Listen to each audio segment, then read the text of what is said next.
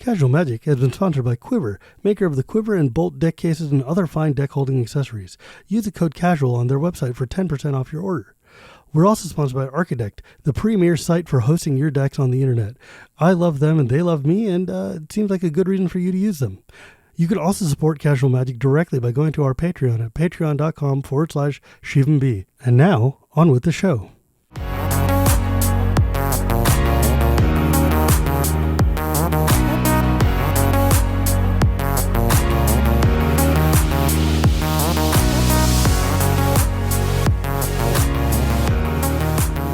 Hello and welcome to Casual Magic, the show where we talk about the fun side of Magic the Gathering. My name is Shivam, Bhatt, and Casual Magic is brought to you by Architect and Quiver Time. Today, I am very excited to have I even asked you 10 seconds ago, the new set designer or like game design architect, I don't know, whatever it is. Wait, you could just call me Andrew. It's okay. Yeah. Hey, bro. Andrew Brown, aka Merc Lurker on Twitter, former pro player, now like set designer and like play designer and whatever, dude at Wizards.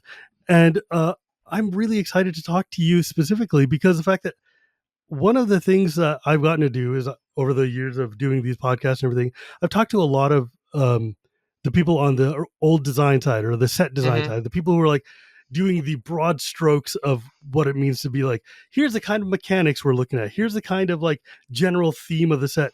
But I haven't had a chance to really talk to anybody who's like, okay, I've been given this pile of like keywords and general ideas. How do I turn this into a green 4/4 that, does something? Right. Like, so I'm really stoked to kind of learn the art of what is it like to actually make a magic card. Sure. Yeah. I'm happy to talk about it. Yeah. I'm like, I realize this is like a lot of times it's like, oh yeah, you want me to just talk about work again? Okay, fine. I get it. But before we do that though, the audience should really know who you are. This is Andrew Brown. Like I was saying, you were a pro player once upon a time, before you got hired for Wizard, right? Yeah. I did it for about 3 years. Played a lot, traveled a lot. Wouldn't trade that experience for anything, but I'm glad I don't do it anymore. Every time I talk to like a grinder who has left, they're like, yeah, I do not miss airports. I don't miss lugging magic cards around. Right. Yeah. Didn't you make like the top 8 like twice? Yeah. 2 pro tours I top 8'd. Yep.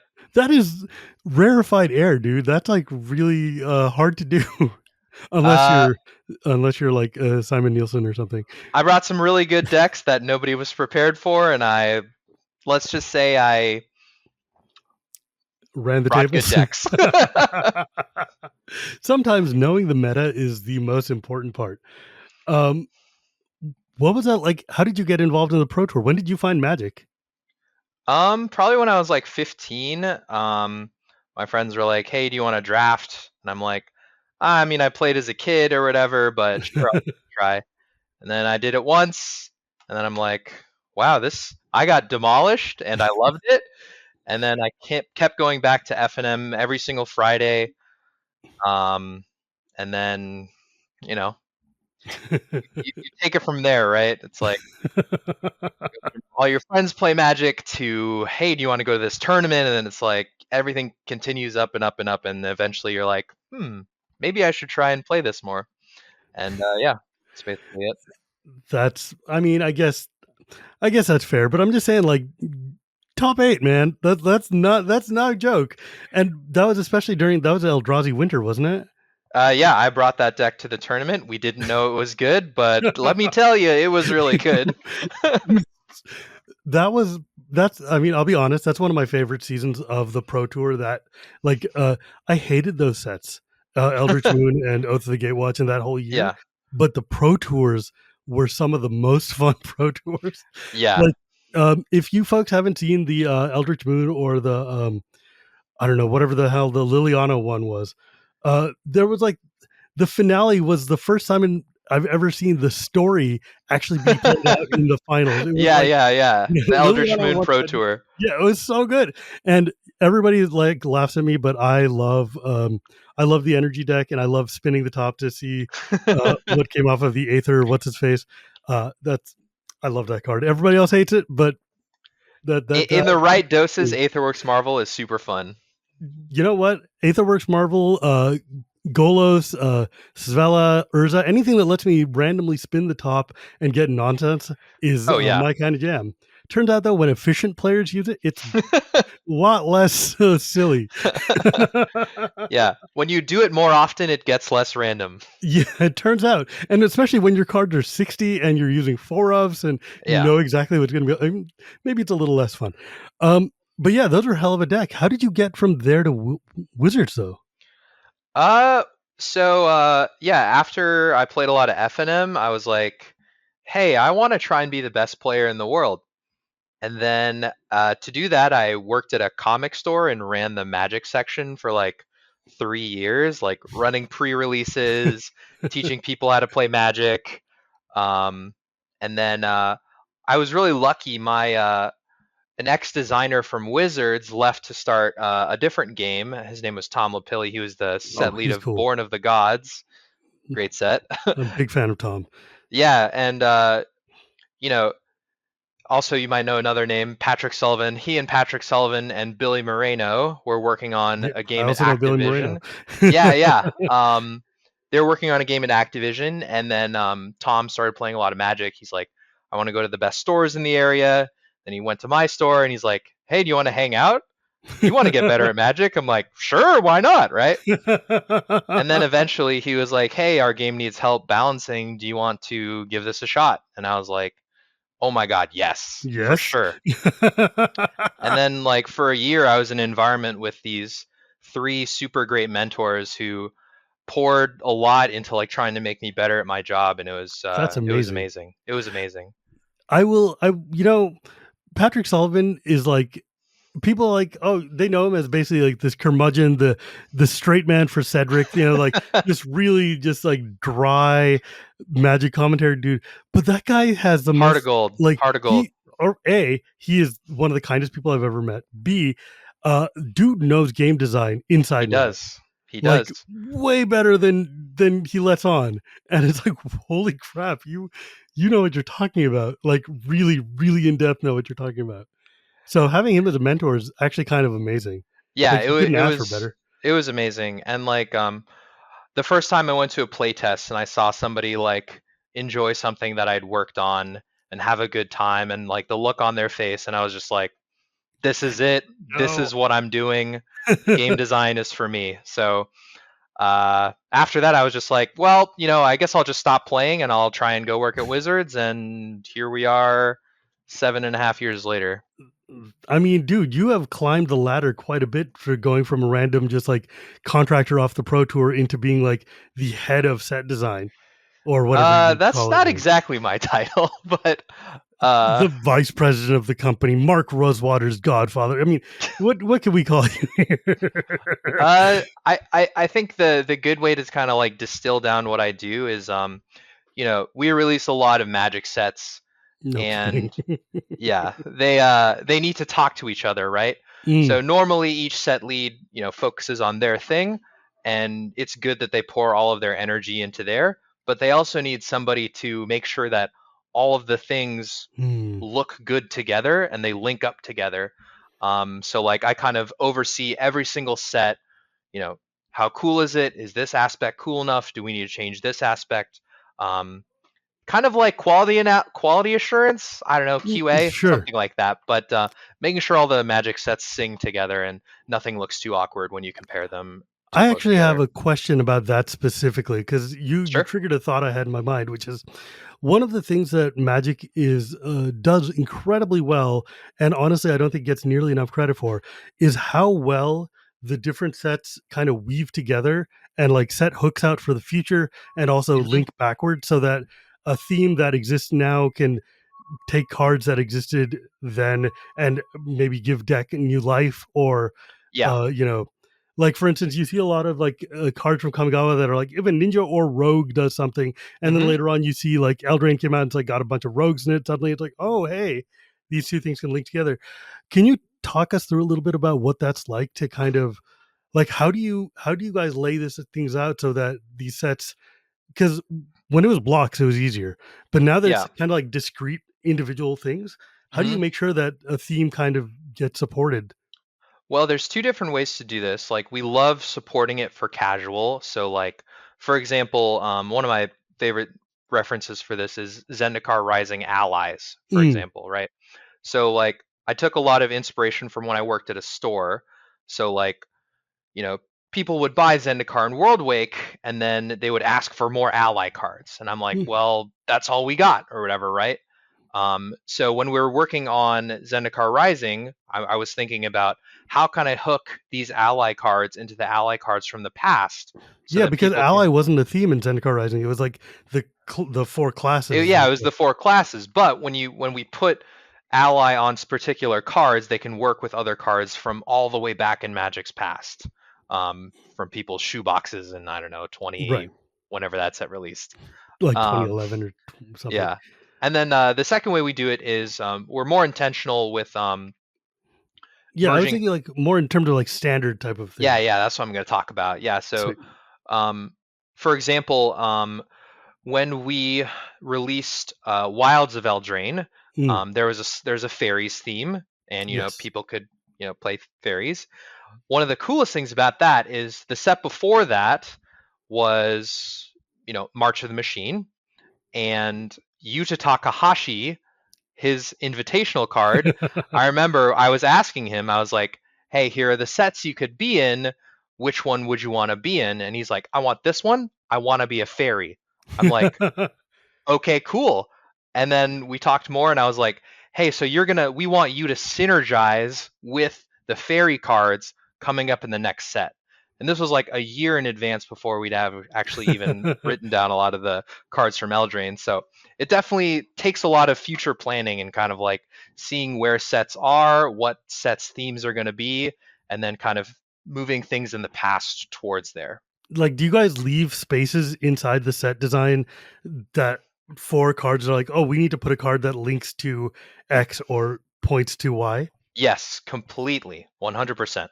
Because one of my favorite like mini games to do whenever a set comes out is to look at the set list and be like, oh, this card doesn't exist yet. It is pointing to something that's going to exist, but it's just kind of like a plant or like Ooh, let me tell you some right now. So Wilds of Eldraine. You've I'm you've played familiar. that It's one of set, my right? favorite sets in recent memory. Okay, so you know that Bloomburrow's coming up. Boy, do I know that Bloomburrow is coming up. Bloomburrow's coming up, right? So there is a particular black legend in Wilds of Eldraine that has a certain creature type. Use your Hmm. imagination. Do you Hmm. know the card I'm talking about? I'm trying to think of like black legends in Eldraine. They're all rats. All the things I can think of are rats. Oh, they're Uh, rats. Okay, that's interesting. what the hell? Okay, now I gotta go look. Hang on. Let's see. Zombie knights, fairy warlocks. No, you nailed it. They're Yeah, rats. they're all rats. They're all rats. Well, yeah. I mean, dude, when I saw that Bloomburrow was existing, and I was looking, I'm like, this is why there's all those random mice and like moles and crap, just like one-offs in that No, sense. you got it. You nailed it. You nailed it. Because like every now and then you're just like, here's a one-off random cute animal. What the hell is it doing here? But now we're all like, this is going to Red Ball. I know exactly where this is going. So Um, it's really funny that you bring that up. Like I think probably about a year and a half ago, we had this exact discussion of like, hey, here's what we think the Bloomborough themes are going to be. Can you work on getting some cards into the sets before them that work with those creature types? mm, And that's exactly what we did with a lot of the Wilds of Eldraine cards. yeah, I mean, first off, Wild of Eldraine. I'm just gonna say it. I know that a lot of people hated the limited. I adored the limited format, and Enchantress is like one of my all-time favorite themes in Magic. So, literally a set full of enchantments that gives me more things for my Enchantress deck, and then the bonus Enchantress sheet that looks like children's. I mean, everything about that set was like laser targeted at me, and I'm like fully in love with it. I completely love that set. Um, and then like we got detectives and we got cowboys. So I'm like, all right, this is just all Yep. coming up me right now. It's great. Um, so I mean, we're on Eldraine. Did you work on Eldraine? I work on all of the Magic sets. Okay, so let's. I guess we could talk about Eldraine. It's been long enough Sure. ago. What was that like? Can you like walk us through what it's like to like if like whoever the set design lead was came to you and said, we're going back to Eldraine, we're making an hmm enchantment themed set. What do you look at? Like how do you start working on something like that?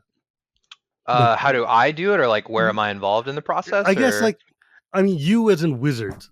Oh, what? sure. That's all weird. Yeah, but Um, like basically, I guess what I'm saying is like, how do you make a magic card out of like the idea of, oh, we're having like rats and we're having like that mechanic that when two things come into play, suddenly a trigger happens, or like did they come to you with like here's a list of the mechanics we want to use and then you go from there or what? well, the first thing that happens is, I know Mark's probably told you all about vision design or whatever. Yes. But the first major check-in that we do is we call it the Vision Summit. It's where we get a lot of the more senior people in the building to kind of draft the set, and then we go kind of like round table and talk about each mechanic. What is its purpose in the set? How better could we execute on it? What future problems could we see with this mechanic? Is there enough of a set for you to be able to do that with at that point? Like, do they It's hand you a very file that's got full cards? it's very rough. So like things are not very refined at all. Hmm. Like there's too many of the same effect. Things aren't balanced super well. Like every time we do one of those, I have to take like a rough pass or like look over the entire file for like a couple hours and just be like, okay, this could ruin a playtest. This Oh could no. make us get less data. And I try to like change cards to try and make the playtest as good as possible to give us the most information that we need. Hmm. Um, so that's kind of step one. And then after that, you know, we talk about all the mechanics, and then there's like this kind of like final meeting with like me and Aaron, and then they kind of like lay out, here are our mechanics, here's what we want to try, and then we're like, okay, cool, sick, let's go with this, let's not go with that, work on that, this is cool, and then it passes over to set design, where they take the file and then just start iterating and iterating and iterating and iterating for 9 months. Right. Were you are you part of the set design team or do you kind of like sit above that? Uh, I I play in a lot of the play tests, just Mm, to kind of like make sure I'm up to date with like all of the cards, what each set is doing, making sure that it's like kind of singing with the rest of them. Trying to really locate more macro problems, not like individual card stuff. So it's like, hey, this wasn't feeling like I was on that plane, or this theme was dissonant with the mm. gameplay that I was seeing. You were on the play design team, wasn't it? Yeah, I'm the lead of the play design team, but I also work on basically all the other sets. Sure.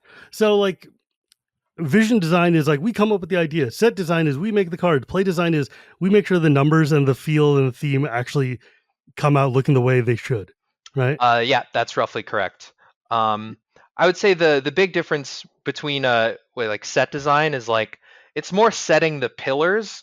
So like I think of magic design as making a chair. So Okay. making a new chair, right? So vision design is, we have this hunk of wood, we've slashed at it for 20 minutes. Try and sit in this chair. And I'm like, ooh, this chair's got a lot of splinters. It's not No super twins. comfortable, but I see what you're going for, and it's looking kind of nice. And then set design comes over, and they're like, okay, we're gonna actually make this look kind of like a chair now. We're gonna put all the we're gonna make the legs. We're gonna make your little hand, whatever they're called, what Armrests. armrests. There we go. Right. We'll make the armrests. We'll give you the skeleton of the chair, and Hmm. great. You still sit in the chair, and you're like, this is pretty nice. It's not all the way. And then the final process of play design and casual play design is when you actually like polish the chair. You rub it down, you sand it. It looks really nice, and then you pop it out the door, and it's a beautiful chair. So are you part of the group then that has to look at a card and say like this should cost 3 GG instead of, and then someone else like actually it should cost 4G and you're like but we don't want to let it splash and that sort of thing? Yeah, I'll work on that from time to time for sure. Because like I feel like that's one of those nitty gritty points where it's like people like people like to talk about things like knobs on cards. Like Hmm. there's all these numbers on a card we can tweak to make it balanced, Yep. or whatever balance means. What does balance mean? Do they like have a book? Like, do you guys have an idea of what balance means inside? That's Well, like, it's all subjective, which is the best part. yay. That's part of the beauty of Magic design is everybody has a different opinion on what everything means or what every word means. So that's part of why I love it. Yeah. But balanced, yeah, it's a tough word. It can mean a ton of different things. I guess to me, it means it has the right amount of power for how fun it is. Um, Hmm. so, like, for example, demolish shouldn't be that strong, right? We don't want to kill a ton of lands. It's a 4 mana destroy target artifact or land. It's not very good at all. No. Oh yeah, that was from. It was in 2011 and in Ravnica Remastered. Right? Yeah, yeah, yeah. I'm just remember half of this is also for audio, so I have if we talk about cards, I have to like Right, mind right, bend a right. little Yeah, bit. yeah. Demolish 3R sorcery, destroy target artifact or land. It's like a worse Uh, Stone Rain. it's not good at all, but No, I don't I think it think ever seen play. it's appropriately balanced for how fun it is. Yeah, it sucks. It's like, There you go. okay, but so, God, there's like 30 questions that just stem right off of that. Is appropriate balance for how fun it is. That is like Hmm.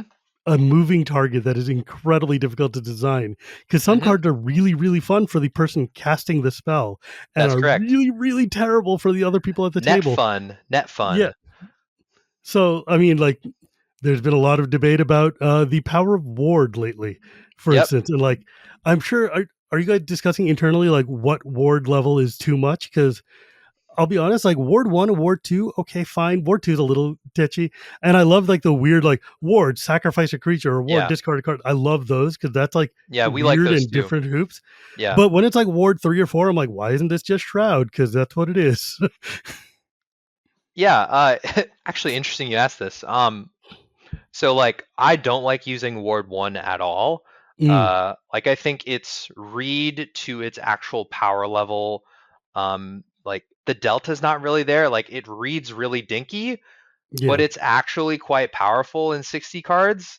Yeah. So like that's like a poor allocation of the word to It's me. adding an extra tax when every mana matters. That's actually quite powerful. Right. So like I tell a lot of the designers like only use Ward 1 if it's the absolutely final knob that you think is going to be perfect for the card. Mm. You know what Ward 1 reminds me of? There was a card in Future Sight that gave all of your slivers like absorb 1, Oh yeah, which is just the lymph sliver. yeah. And it's like absorb 1 is like, for every damage you do is like Prevent one you of that. ple yeah, Yeah. prevent 1 of that. And everybody's like, that doesn't seem very much. And then you're like, oh no, that means that like you're losing a crap ton of damage over the Yeah. course.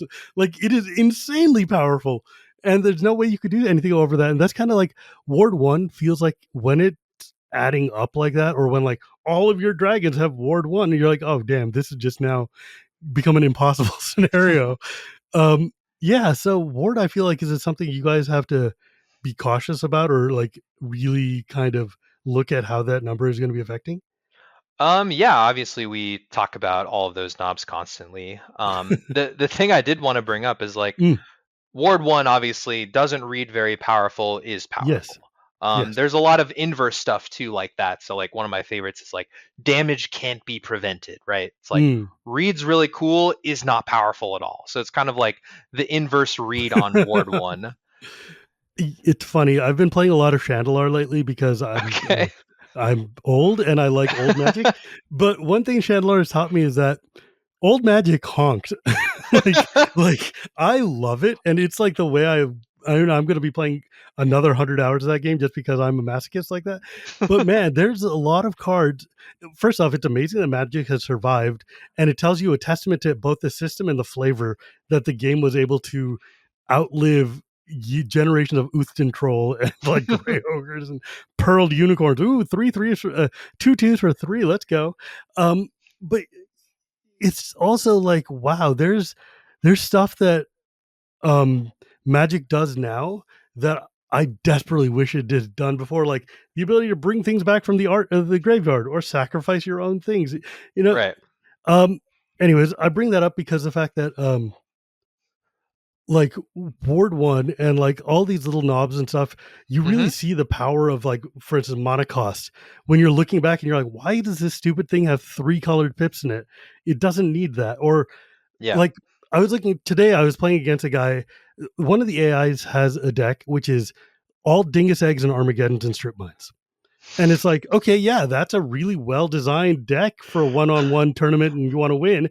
Dingus Egg, for those of you who don't remember, Four says mana it, artifact. yeah, and it Whenever does a two, land goes to the graveyard, it deals 2 damage to its controller. right. And then if you've got Armageddons and Strip Mines, you're just basically new, and like all their mana base is Soul Rings and Moxen. So it's like, oh, okay. That's a So powerful deck. it's insane. And That's a very powerful deck. yeah, and you're like, oh, this sucks a lot. I see why you've moved away from land destruction and why we get demolish instead of stone rains and strip mines anymore. It's true. Because Dingus Egg blows. It is not good. Oh, when you lose to that, you feel real. I mean, yeah, it's real gross. Actually, uh, here I'll give you a little teaser. So like one thing we're actually trying a lot right now is like we're trying to find what is fun land destruction. So I know mm, stun counters were recently released. So what do you think of experimenting with stun counters on lands I think that as would a be red really effect? cool. Like, I think that would be really cool. I think because, and I also, as an old timer, I love the flavor of drawing mono from your lands. And so the idea of red like locking you out of that for a while, Hmm. it's like, I remember, didn't you do it? There was a card that had come out a few sets ago, which was like, you could slow down, like, you could target a land and it wouldn't untap next turn or something like that. Yeah, that's Eldritch Moon mechanics right there. Yeah. Like, I thought that's a really cool idea. And Hmm. look, I'm a green ramper at heart. I love playing a million lands are my favorite thing in Magic next to enchantments. So I played a ton of them, and obviously I think I should be held in check because I'm putting out 12 lands a turn. That's not fair for anybody. But land destruction is like a little hard, but Yeah. land stalling is less bad. You know, Yep. like it I think it still gives you that stymied feeling of damn, I can't do anything without actually making it so you can't do anything. Exactly. I think that's a great idea, actually. I think it's worth trying just because something needs to be done to put a check on rampant land acceleration, but in a way that doesn't both help the green deck and also just jack a random player who's just trying to get their four drop out. Yeah. Um, what do you think about okay, so I guess building off of that, how much do you Sure. know about Commander? I know a fair amount. I helped run the Commander Leagues at my store.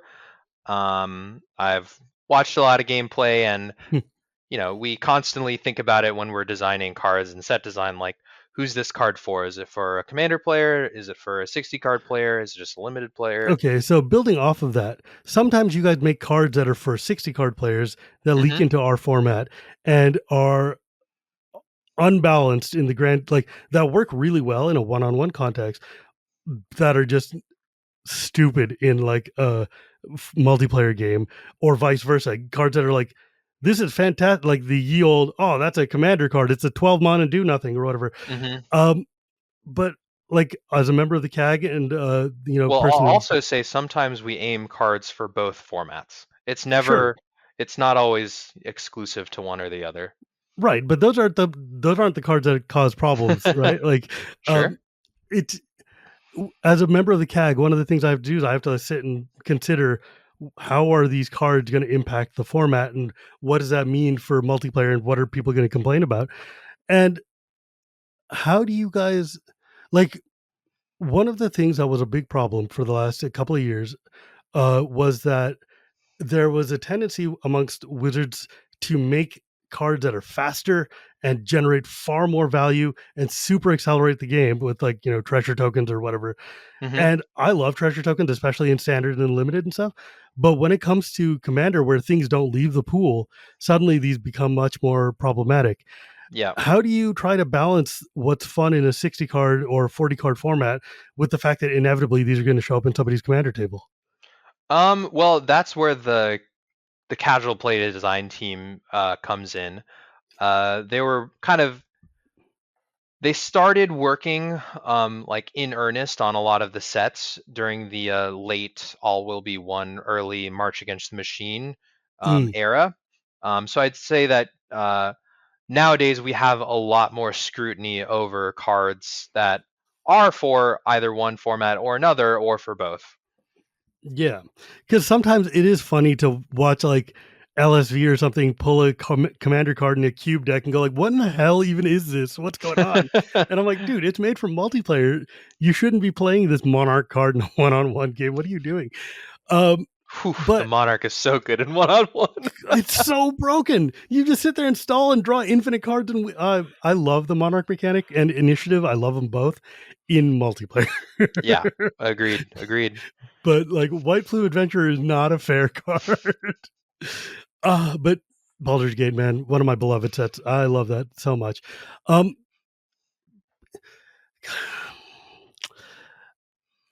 you got a tough job. It's Like hard. Yeah. walking these lines is very difficult because I think about like, and I brought up that I was going to spring this on you earlier. One of the biggest ways to play Magic on Arena right now, Hmm. aside from Yelled Standard or what drafting, is Brawl, right? And Right. like Brawl is maybe the most Wild West format next to Vintage, in that cards go in and then nobody ever looks at them again, and nobody thinks about it, nobody balances it, and for those of us who love playing Brawl, like I just had Amazonian on my show, the episode Yeah. previous to this, and she is hardcore, maybe one of the most invested Brawl players in the world. She's got like 250 videos she's done on Brawl and stuff like that. And the thing about Brawl is that there's cards that Alchemy makes that are specifically digitally balanced for like the arena and stuff Right. like that. And they could have their numbers tweaked for that Brawl format so that they don't just overwhelm the format, or like things like Golos or other just heinous cards could be removed. But it feels like Wizards has definitely ignored that format thoroughly. And given that's the closest thing we've got to Commander, I was hoping that I could at least get you to acknowledge that this is a problem. Well, the thing I'll say is that the paper magic team is like pretty divorced from all of the like specifically arena formats. So Mm, arena's gonna own all of the decisions around those formats. So like sure. Explorer, Timeless, Brawl, that's definitely all more in the arena camp. Right. Obviously, they'll consult us on certain things like, hey, what do you think we should do here? But ultimately, it's up to them. Okay, well, go yell it across your cube and say like somebody was yelling at you about their job, and then I'll feel better about that. Um, so you've gotten to lead a couple of sets too as like the set designer, haven't you? Like you were Yeah. talking about Zendikar Rising earlier. What was your first set that you got to work on, or like got to be in charge of? So early on, a lot of what I did was like if somebody was out or somebody had to do something else, I would kind of take over at the end and kind Mm, of work that set through the play design process. So like for example, RNA, the final 2 months of its design cycle, I was in charge of. Uh, I love that yeah, set. original Eldraine. Eric Lauer kind of took a little bit of leave at the end there, and then, And that's when Oko slipped in. well, yep, I have all the stories on how all of those cards were made, but maybe that's for another time. Yeah, maybe that's for like when we're in person hanging out, not for. Sure, that sounds good to me. Well, I don't know. I mean, like Fire Designed when you guys started was a really Hmm. cool idea on paper and led to certainly some very exciting games Hmm. that were also like alpha tier on balance. Yeah, I would say that in the beginning it was definitely a little overzealous and people misinterpreted what exactly we were going for. But I think we've kind of really hit our stride in terms of like what that means in terms of balancing cards for their specific audience. Hmm. So you really started working on Magic with the advent of like the single set idea as opposed to like full blocks. So you don't really have a lot of experience with like the working on a complete block set, but given the turnover and given how many Hmm. Magic sets have to come out, and as like an architect or as somebody who has to look at and keep all of these things together, um, do you find it overwhelming? Like, how do you guys keep track of what's going on in this between like, because there's UB cards that exist for Commander and for other like Vintage Yeah, and Legacy and whatever, and then there's like the main sets that have to come out, and then there's like kind of interwoven like extra Commander products that come out, and the jump starts and everything. 30 million cards are coming out for every set. Any one of them could be the next like, Oko. right. So how like how do you like keep track of what's going on? So the the way I like to explain it is that you know, each format has its own keeper, for example. Like Mm, we have somebody who maintains modern band philosophy, or here's how modern should be. And then you have the casual play design team thinking about these are the cards for Commander. This is how we want to manage our cards releasing for the Commander format. And then you know, I would say myself and then the FFL lead currently, JD and Clomperens, we focus on every single main set card. So somebody knows sorry, every single card that gets released has somebody who's definitely taking a very close eye on it that isn't the mm, set lead themselves. So mm. kind of somebody who's keeping them in check or whatever. Okay, so what do you do when there's a conflict? When like there's a card that you're like, this is going to be absolutely perfect for standard and is going to be like a keystone for this forthcoming deck, and casual comes to you and says, this is going to ruinate commander. Or like somebody says, like, yo, this if this gets out, Pauper is broken. How do you like who wins those arguments, or how do you kind of walk that line? Well, those arguments come up pretty rarely. Normally, we really work hard to kind of like figure out what the right Mm, move is. Those situations can come up near the very end where where we don't have a lot of time. We mm, can't really use our creativity to solve the problem, and then that's when I have to really like examine both sides and be like, okay, tell me how potentially bad this could be for this part. Tell me the positives if it does release like this, and then kind of like synthesize all of that, and then eventually come out with a decision. hmm. But that doesn't happen very often, and it's a really tough position. Uh, but yeah, that's generally how we resolve that. Because like one of the things that comes to mind is companions, which was in Okay. Ikoria Yeah. during the pandemic, which is a weird time to do anything at all. But companions come out and it's like, hey, what if we emulated Commander in limited? Really great in limited, They were awesome but and limited. I Amazing. love them in limited, and still now, So even in good. cube, I will absolutely draft them. They're Oh, hella fun. super fun in cube. Yeah. But Not worth. Not worth. I'll no, tell you that. It was not no, worth it. Not at no. all. One of the biggest mistakes. Oh my god, was it a travesty of that Lutri? Lutri, someone in Wizards made a decision to say, "Hey, what if we take a card that is going to guaranteed be auto banned in Commander because it's literally a free include for any is it X deck, and then also put the cutest otter and the first otter in Magic on this card instead of a weird. It could have been a weird, it could have been a donkey, it could have been any random stupid is it creature. Nobody would have given me crap about it. But if it's an otter, now 5 years later, I'm still hearing people yell at me about Lutri. So here's the big difference that you're missing is that all of Magic design is probabilistic in terms of we can never know how strong a card is going to be. And obviously 2020 hindsight is one of the best ways to evaluate cards. But internally it's so much harder Mm, to like say, "Oh, this card's going to be strong because of this card" or whatever. yeah. Putting those dominoes together is really really difficult. Um, is it is it wild for you when you go out there and you're looking at a set that you've worked on and you see somebody come up to the pro tour with a completely insane deck and you're like, how did you even put this together No, with the I cards I that I've I want people to do that. So like, here's some philosophy I believe very very deeply is that if we at Wizards, if like the play design team, the casual play design team, 20 nerds in a basement, if 20 nerds in a basement can figure out the best configuration, it's not good enough for the hundreds of thousands of players out in the mm, wild because they're going to play more than us. They're going to right, think about it more than in us. the first week. Exactly, right? So it's like if I know how strong a card is, exactly, that's catastrophic, right? Like Like, I did you want see to the be Vein Ripper thing coming? can I say this? Absolutely not.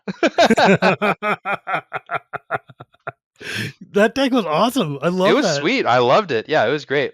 No, the one that really caught me off guard though was the in MC Chicago, the standard 75K was won by a 68 Oh yeah, the card 68 card Slogurk. Slogurk deck. Yeah, love it. It looks like the biggest it looks like somebody had a half finished commander deck that they then registered to play. And I'm like, this is the like even just looking at that list of cards is such an insane amalgamation of trash commons and bulk rares, and you're like, But that's the beauty of Magic, right? yes, that's the best part. That's the thing I love so much is like somebody just coming here with a pile, and you're like, I don't. What are you even thinking? How does this even happen? Like, That was amazing. when you were a pro player, were you a better deck designer or a better deck tuner? Uh, I wasn't particularly good at either of those. Let's just say that. Did you just have friends who were good at those and give you a deck to play? No, I just I think the thing that I was good at was just putting in the hours and focusing. Mm. Like I would completely devote myself to it, like just 10 hours a day, trying to get better, trying to improve, talking with my friends. So when you're medium at that, but you put in a ton of effort, you can generally I mean, make yeah, up for it. putting in the reps matters because then you It actually, does. when you're sitting there playing, you're like, oh, I can autopilot through this because I understand what they're doing. Um, so one of the things, like, I play a lot of Commander, but I play even more Limited than Commander. Limited is like hmm my favorite way to play because it's just I grew up faster on and limited. It's easier. my favorite way to Yeah, play too. and it's what happened to Limited in this past year? Why is it so fast? Like, what are you guys doing that is making this just run all the time? Like, here's the thing: every set, like, I'm a casual player at heart, hmm so I see set themes and I want to use them. I want to Yeah, build the deck that is based around the uncommon. I want to do the all the drafts that are like, here's the set mechanic. I want to build around that. Like, my favorite way to play Magic is honestly sealed box Commander, where I build one deck out that of the sounds awesome. That yeah, sounds and like then I so get to much fun. really maximize the set mechanic and all the things that interlock. And I want to do that in limited, but in limited, it's like if you're not running 1 and 2 drops, GG's. And I'm like, I don't want to play Zendikar all the Yeah. time. No, that's something we've definitely talked hours and hours about recently.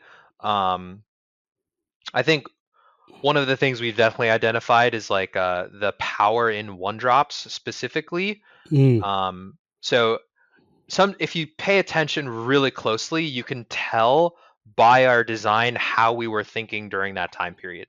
mm. So when you look at the release of Neon Dynasty Kamigawa, one of the best limited sets we've released in a while, One of my favorite sets of all time.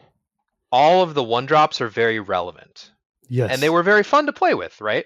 Yeah. And, So, and it made sense though, because like you wanted to play them, attack with them, and ninja out something. right, exactly. So, you know our timelines, right? We Yeah. work essentially 15 months in advance. You started to see that shift. If you think 15 months after Neon Kamigawa release, it's exactly Wilds of Eldraine.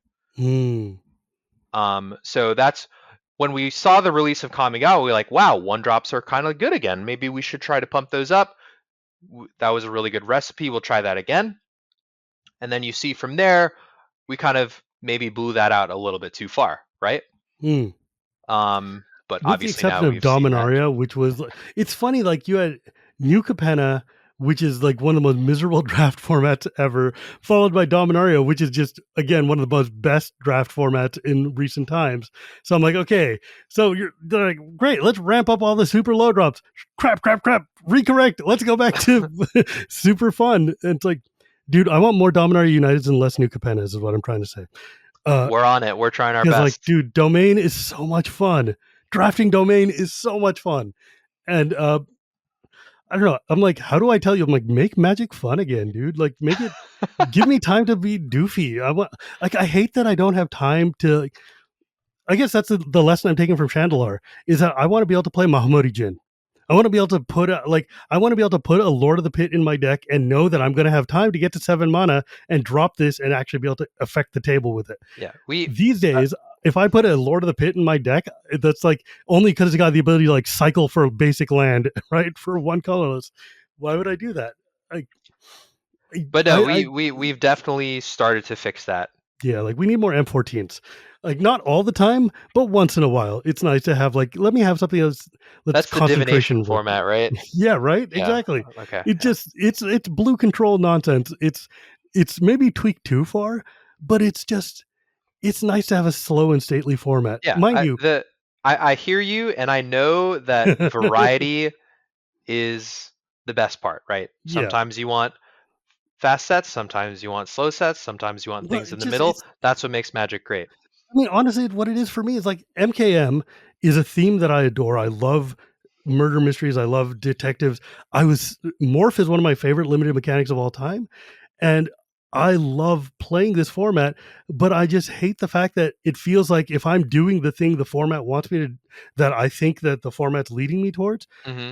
I'm not doing the thing I want to be doing, which is like playing detective, you know, like all the slow and stately things I want to be doing is just like, up, we better be running out a bunch of novice inspectors or you're gonna lose. Okay.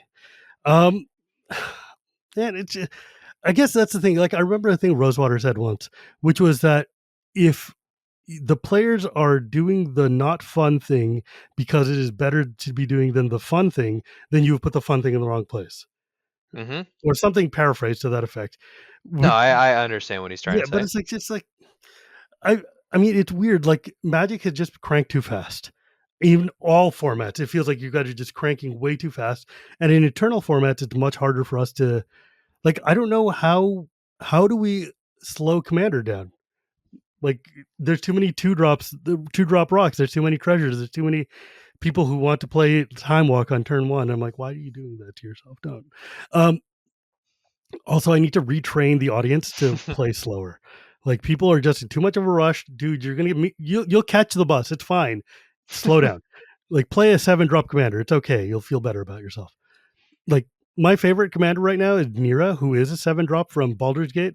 But like when you play it like a ponder, you get to flip it into an ancient silver dragon. That is the greatest feeling in the world. What else do I Oh want? yeah. Yeah, I mean, but I mean, the show's called Casual Magic. I am very much emblematic of my brand. People know what I'm here for.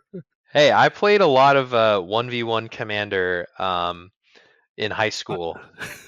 I Super love one fun. v one commander. I honestly I play more of that than I do multiplayer, just because I can play with one person or my kid or my wife or whatever, and Yeah. it's a good time.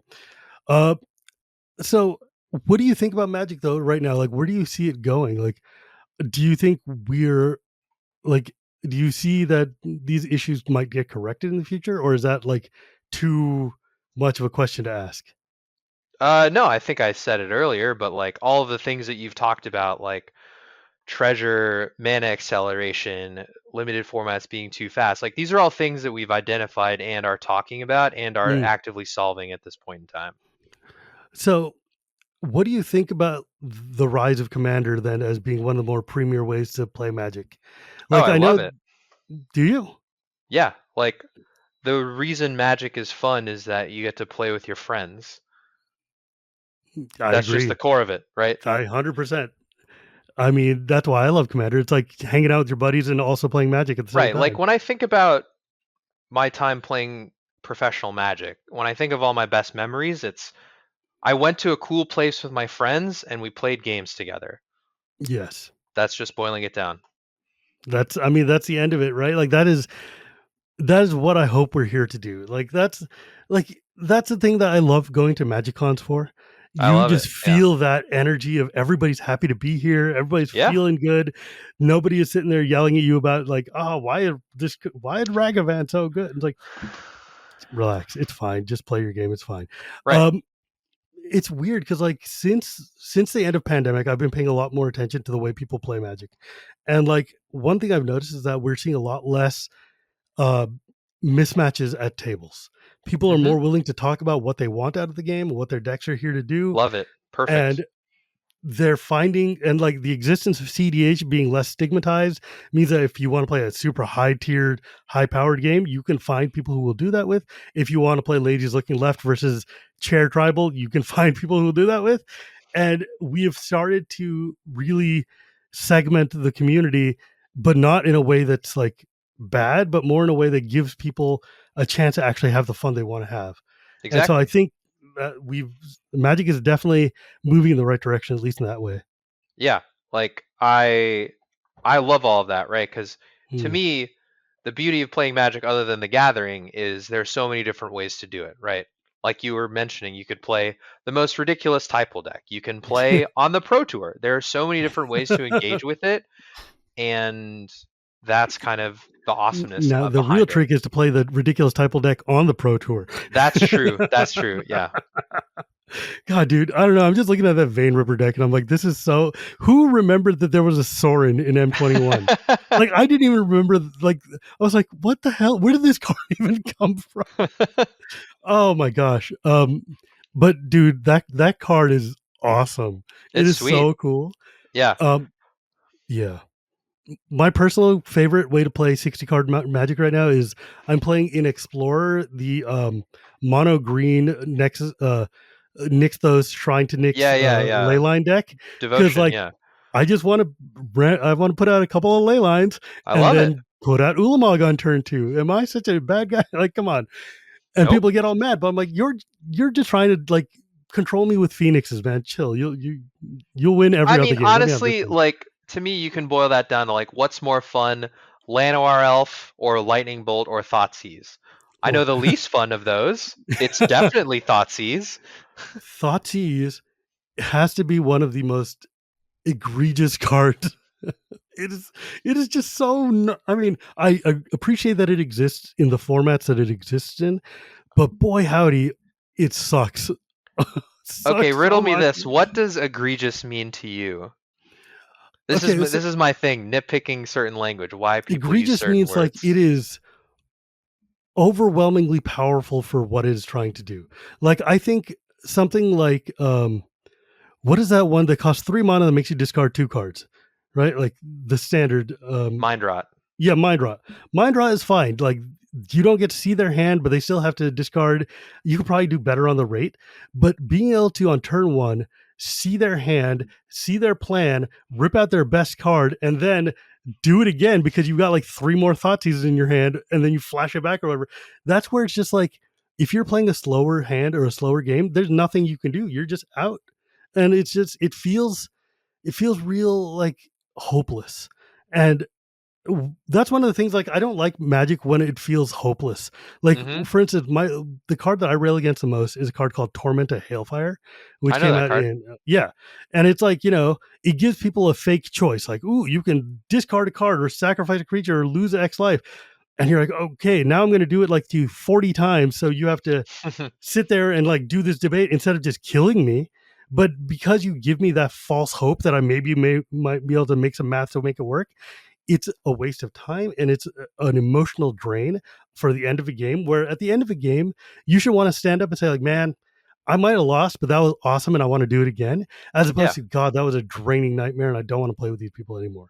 And cards like Torment of Hellfire, Thoughtseize, that sort of thing, it gives you that feeling. It's like when you're like, I don't know if you're old enough to remember getting him to Turok and having the only 2 lands in your hand just get thrown in the bin on turn I've 1. played I've played a lot of Vintage Cube in my day, so Yeah. And you just sit there and you're like, well, I guess I'm just gonna die, and then they're gonna start hippieing you, and then hit you with disrupting scepter and just tear your hand to shreds. And it's like, well, this that sucked. That wasn't fun at all. But what I mean egregious, I mean like in freaking Brawl, which I realize you have no control over, but like why is Thoughtseize legal in Brawl? You're just ripping out like the core of a casual format. Like Thoughtseize in Vintage and Modern is fine. It belongs there. That's like where meme cards should live. mhm. In casual formats, let me play the damn game. No, I agree.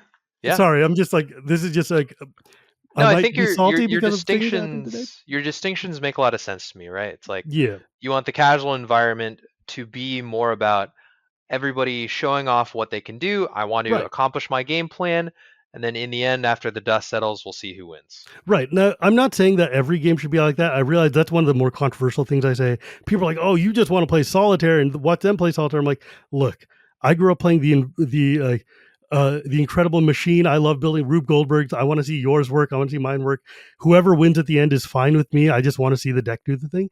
I understand there are people who want to play hyper interactive games where you're going back and forth and there's 38 counters on the stack and the whole thing. Rad. But there's tiers of play, and if you're sitting down with people that you can discuss with beforehand, or in the implicit understanding of we're in a tournament and I know what's going to happen, fine.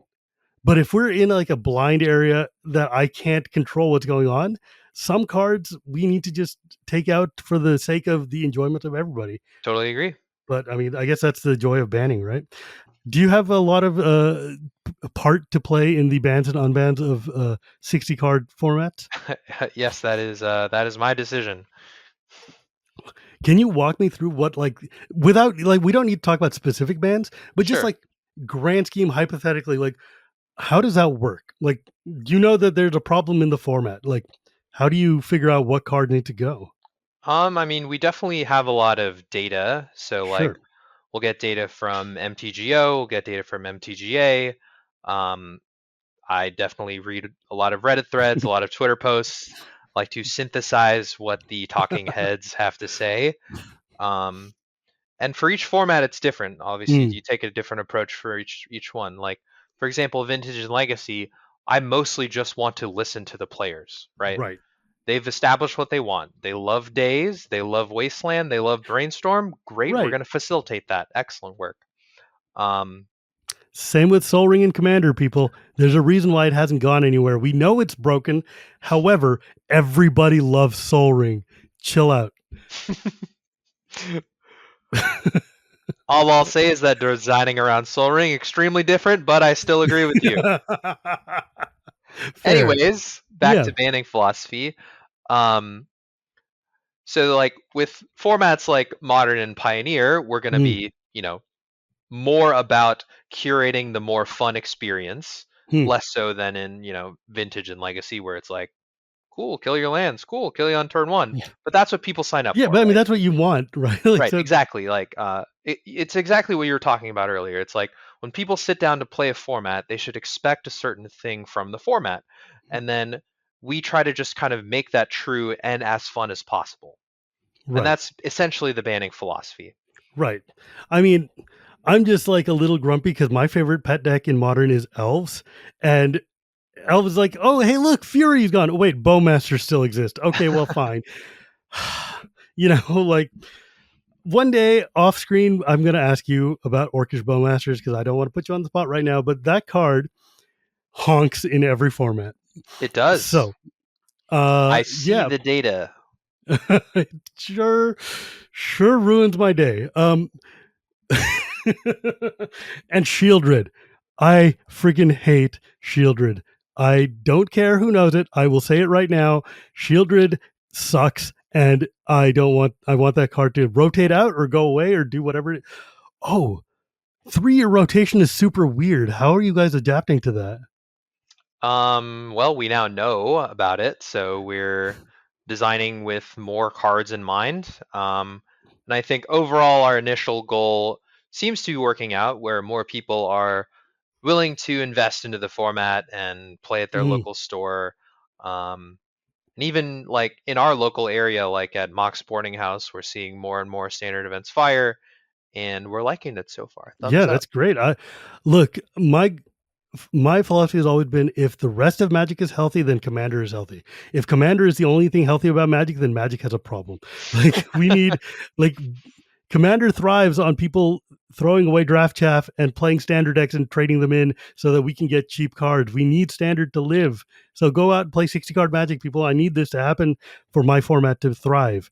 Um, but people don't think about the ecosystem holistically. They just think about their one chunk of it. And that's why Shieldred sucks and I hate it and I'd like it to go away. But do you guys Noted. worry that like that with 3 years of Of cards in the course, we would format? worry about that. Like without a doubt. Well, yeah, Like, I mean, I'm just saying, like 3 years of cards in the format. Do you guys worry that you're going to run into any unintended random, like game breakers that just snuck in there that you didn't think about, or have so you I been think like trying to weave forward? the obviously we're never going to be able to figure out every single thing, but Sure. the I think the positives of having a larger standard means that less thing or more things will have counterplay Mm, given the format is deeper, for example. okay. So like in let's say 5 set standard, the smallest standard possible, if there was a broken combo, you only have 5 sets to take from to try to beat it, right? In the new Mm, world, you have 9 sets, way more cards. Every set right. has 250 unique cards, right? Sure So does. I have 1,000 more cards to try and beat you with, right? So I think That makes sense. when the problems are there just are more answers to certain problems when you make the card pool deeper. Okay. That is both fair and true, and I respect that. It starts to feel a little bit more like old extended did since like 3 years, 4 years, 5 years. And I'm Right. like, that's kind of cool, and I do enjoy that, especially now that you guys are designing for it. I think Hmm. we'll see much more cooler decks emerge. Uh, but maybe we can crank back on the wraths. Maybe we don't need a Sunfall and a Farewell next to each other. We uh Farewell was a mistake. we do not like Sunfall, I'll tell you that. Oh man, do you play a lot of like? Do you go and actually play Magic these days, or is it mainly internal? Yeah, I'll probably play Magic at F&M probably once every month and a half or so. Just to poke Um your head and see what people are doing. no, I like to kind of like tap into my old self of like stone face, stare you down, try to win. Um I don't get to every do that. time, I don't get to do that anymore. every time I run into you, you give me like Pro Tour stare, and I'm like, oh god, this guy's gonna ride me. No, but that's part of it. I like being a little anonymous when I'm going to these things, and like Well, yeah, when when somebody wants to talk to me or like they know that they can talk to me, like that's when I know it's serious or whatever, right? Because that's why I'm there yeah. for. I'm here to talk with the people who play a lot, who influence the things, and like kind of assuade them of certain problems, understand certain Calm the issues, fire down. something like that. It's funny.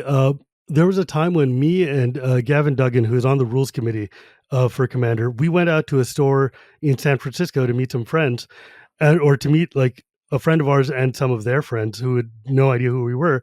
And we're sitting down, and those friends knew who I was, but they didn't know who he was. And they're looking at me like, oh my God, there's a celebrity here. Well, meanwhile, the dude who created Commander is sitting next to me, and he's just like laughing his butt off as you guys are like lauding me down. I'm like, you love this, don't you? Like being anonymous? Hell yeah, I do. I'm like, God damn it. Poor But Mark yeah, that's Rosewater. Poor Mark Rosewater. dude. The funniest thing in the world happened at Chicago. Me and Rosewater and his family went out to dinner the last night on Sunday, and we're all sitting down in the lobby afterwards. And we were just kind of relaxing and hanging out and decompressing. And people would be coming up like, "Oh my god, it's Shivam! Oh my god, it's Shivam!" And then 3 seconds later, "Holy crap, is that Mark Rosewater?" And I'm just like, "Yeah." We're just hanging out, and they're like, but sometimes they're like, wait, that can't possibly be Mark Rosewater. I'm like, I think this might be the only time he's ever been like anonymous hanging out because the lobby, it's all EDH players. They know who I am. They might not necessarily know who Rosewater is, because he's not talking, so you can't hear him a mile and a half away. He is a loud individual. He's a very loud elf. I love that guy. But yeah, man, this has been a really edifying and fun talk, and I really appreciate you Sure. coming on. And I know I have a lot of like the problem is every word you say like makes a branch of questions just appear in my head, and I'm like, no, I will be here for like 4 hours if I just try to go down that tree. Uh, but I really appreciate it. And if folks wanted to ask you anything on Twitter or whatever, where could they go? Yeah, at Merc_lurker. That's me. I also love that card, Merklicker. That's a Me good too. card.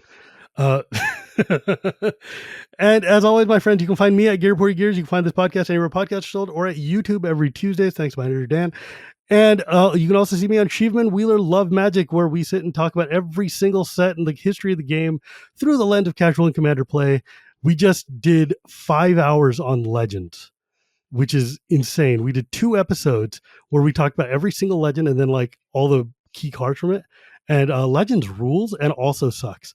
But It it's also it does both of those things yeah, very it's like well. some of the cards in there are some of the greatest cards ever made, and some of them are also cards. They certainly exist. Yes, I'm glad that we've moved away from glyphs. Let's just say. Um, And you can also hear me on the Chronicles of Dragonlance, where me and my buddy talk about Dragonlance novels. It's a good time. But remember, my friends, it's not magic without the gathering, and we'll see you